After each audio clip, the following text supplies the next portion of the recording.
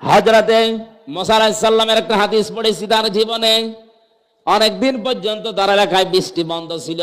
তিনি উম্মতদেরকে নিয়ে এরকম একটা চাটিয়াল ময়দানে দোয়া করলেন। 3 বার নামাজ আদায় করে মোনাজাত করছেন, আল্লাহ বৃষ্টি দাও। মহান আল্লাহ 3 বার হাত ফেরত দিয়ে দিলেন। মুসা নবী রাগী নবী ছিলেন, ডাক দিয়ে বলে, মাবুদ এগুলো নয় আমার উম্মত, আমার মায়া লাগে। যে তোমার তো বান্দা, তোমার মায়া লাগে না? আল্লাহ তাআলা বলেন, মায়া লাগে কিন্তু বৃষ্টি দেব না। তুমি যাদের নিয়ে দোয়া করছিলে ওদের ভেতরে একজন নামিমা, তালাতালি করা, এর কথা অন্যের কাছে লাগানো একজন মহিলা আছে। ও যতক্ষণ পর্যন্ত তোমার ওই মোনাজাতে থাকবে ততক্ষণ দোয়া কবুল হবে না। মুসা নবী বলছে, আল্লাহ তুমি শুধু ওই মহিলার নাম বলো, দেখো কি করি। না, আমি নিজেই নাম ধরে গীবত করতে নিষেধ করি, আর এখন নাম ধরলে তুমি অপমান করবা, হবে না। তবে এক কাজ করো, সবাইকে তওবা করতে বলো, আশা করা যায় ওই মহিলাও তওবা করবে।